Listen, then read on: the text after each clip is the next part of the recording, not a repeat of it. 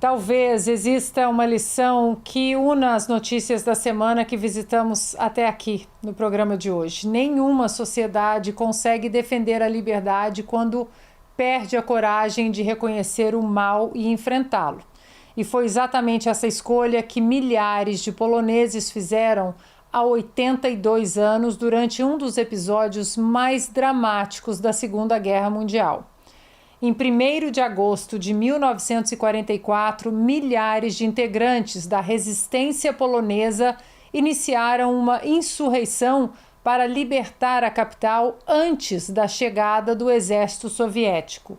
Durante 63 dias, homens, mulheres e até adolescentes enfrentaram as tropas alemãs em uma batalha marcada por enorme desigualdade de forças. Ao fim dos combates, cerca de 200 mil pessoas haviam sido mortas, grande parte delas civis, e Varsóvia foi praticamente destruída por ordem de Adolf Hitler. Mais de 8 décadas depois, o levante de Varsóvia continua levantando uma pergunta que atravessa gerações. O que leva um povo a resistir mesmo quando as chances de vitória parecem praticamente inexistentes? É sobre essa história que nós vamos falar agora. A narração é de Augusto Nunes. Existem momentos em que a história deixa de ser escrita por governos, exércitos ou grandes líderes. Em certos acontecimentos históricos, os protagonistas são homens e mulheres comuns que decidem resistir, mesmo sabendo que as chances de vitória são mínimas. Foi exatamente assim em Varsóvia, em julho de 1944. Naquele momento, a Segunda Guerra Mundial entrava em sua fase final.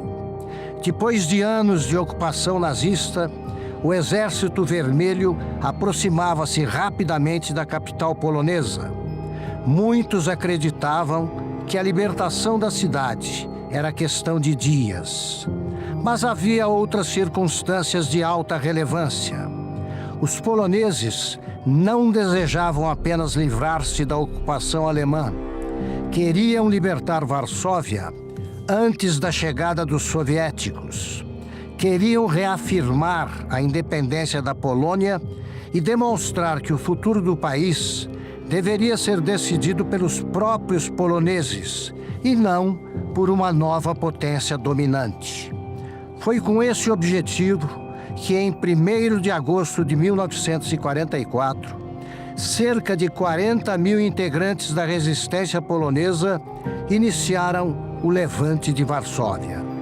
Mal armados, com poucos recursos e enfrentando um dos exércitos mais poderosos da época, acreditavam que conseguiriam controlar a cidade até a chegada das forças soviéticas. A ajuda não chegou. Enquanto os combatentes resistiam nas ruas, o Exército Vermelho permaneceu estacionado na margem oriental do rio Vístula. Até hoje, historiadores tentam descobrir se a decisão de Joseph Stalin decorreu de limitações militares ou de um cálculo político. Permitir o enfraquecimento da resistência polonesa antes de instalar um governo alinhado a Moscou. O fato é que durante 63 dias, os insurgentes enfrentaram praticamente sozinhos as tropas alemãs. A resposta nazista foi brutal. Bairro após bairro, Varsóvia foi sistematicamente destruída. Estima-se que cerca de 200 mil civis tenham morrido durante o levante. Depois da rendição, Hitler ordenou a destruição da cidade numa tentativa de apagar um dos maiores símbolos da resistência europeia. Militarmente, o levante terminou em derrota, mas a história nem sempre elege vencedores e perdedores baseada apenas no resultado imediato das batalhas.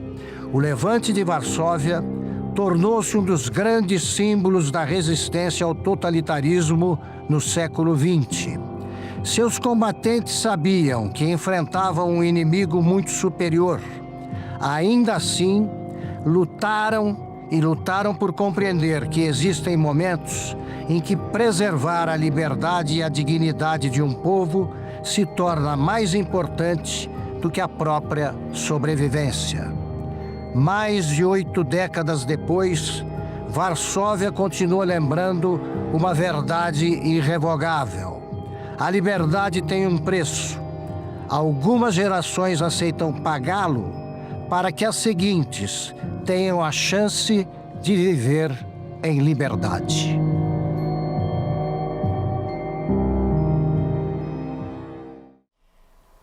O Levante de Varsóvia permanece como um dos maiores símbolos de coragem e resistência da história europeia, mas também continua despertando importantes reflexões sobre liberdade, soberania e memória. Flávio, hoje, já que pegamos o fio lá na Primeira Guerra, chegamos agora na Segunda Guerra, os poloneses, eles sabiam, a guerra está acabando, mas a gente sabe agora o próximo capítulo soviético que vem para cima da gente. Ana, pois é, existe o Levante de Varsóvia e o Levante do Gueto de Varsóvia, não é pra gente confundir uma coisa com a outra. A Polônia não existia como um país até então, até o final da Primeira Guerra Mundial. Era uma parte do Império Alemão, uma parte do Império Austro-Húngaro, uma parte do Império Russo. Muitos dos eslavos não consideravam os poloneses eslavos legítimos, sempre foram tratados como lixo por todos os lados, né? Loiro de olho azul, todo mundo sofrendo racismo, uma coisa impensável para nós.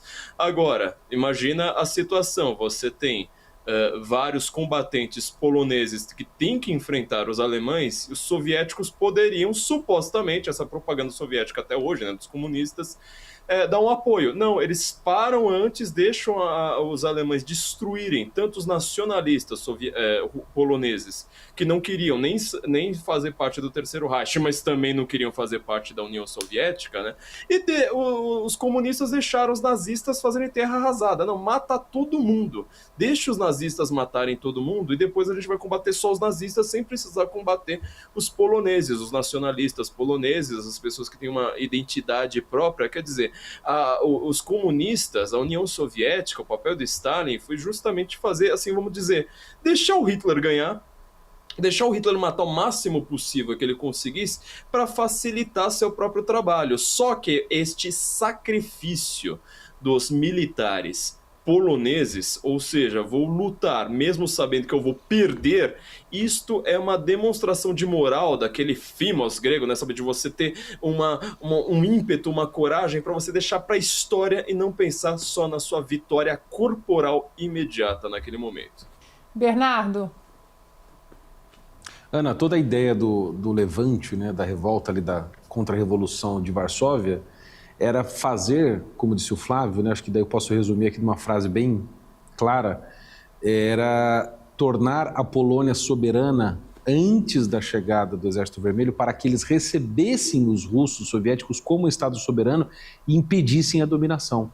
Mas os russos ficaram da outra margem do rio Vístula, vendo tudo acontecer e não enviaram um soldado e não permitiram que os aviões britânicos e americanos passassem e pousassem ali em cima, e a maioria dos 200 mil que morreu, mais de 3 mil por dia, eram civis, jovens de 14, 15 e 16 anos. Fica a memória aí desses poloneses bravos que até hoje seguram a barra na Europa. Ivan, a Polônia do nosso querido João Paulo II, mais um exemplo vindo da Polônia.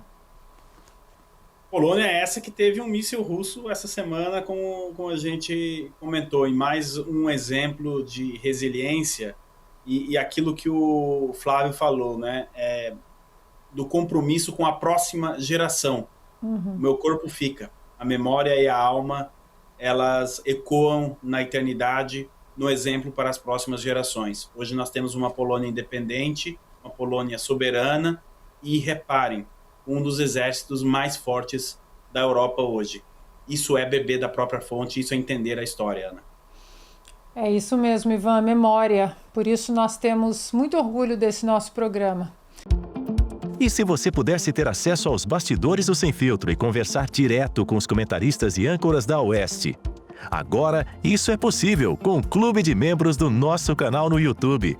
O clube foi criado para quem quer dar um passo além e fazer parte de uma comunidade exclusiva. São 3 níveis de assinatura, pensados para aproximar você da nossa equipe. No plano apoiador, você ganha destaque no chat, figurinhas personalizadas e acesso a publicações exclusivas na comunidade do canal. Quer estar ainda mais perto da Oeste? Nos níveis Engajado e VIP, nós liberamos acesso às lives fechadas com nossos apresentadores e comentaristas, nas modalidades mensal ou semanal. Você também participa de sorteios de livros e produtos da Oeste, além de acesso antecipado a vídeos e a uma visão direta dos bastidores do programa Oeste Sem Filtro. Faça parte do nosso clube de membros e tenha acesso a lives exclusivas comigo e com todo o time da Oeste. Se você acredita na importância de um jornalismo livre, independente e comprometido com os fatos, clique agora no botão Seja Membro e conheça todos os detalhes e vantagens de cada plano.